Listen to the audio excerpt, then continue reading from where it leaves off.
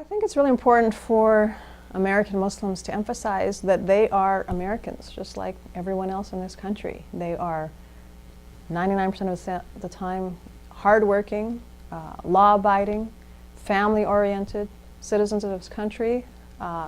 In terms of the immigrant Muslims, most of them came here for a higher degree, so you have a very high percentage of people who have professional degrees, lawyers, doctors, engineers, graduates of really good schools who came here for a better life for themselves and for their children. It's kind of the immigrant's dream. And they really are people that contribute to the society, that want what every other American wants. There's no different than your neighbors, than your co-workers.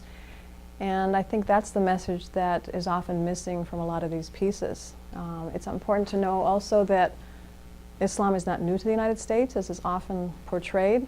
There is some evidence that Muslims actually came here even before Columbus as explorers, either from Africa or from Spain.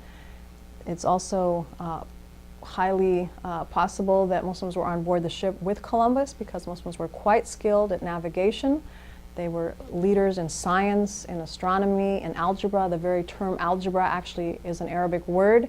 And so it would not be surprising if they also were on that ship helping to navigate.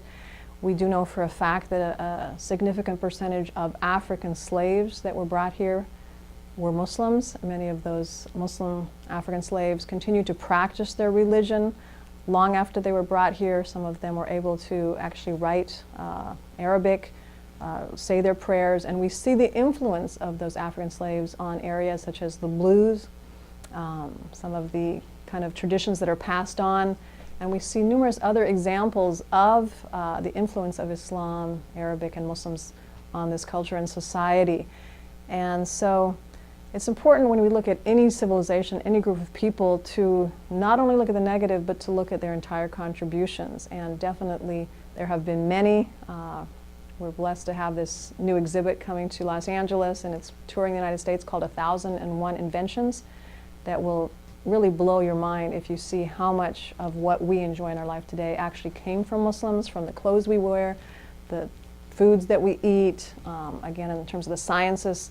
And so it's really incumbent upon all of us to appreciate that which is good and to open our mind to really trying to understand a group of people who have contributed and continue to contribute to the society, and to realize that they are human beings that want pretty much what we want in terms of their life and the life of their children.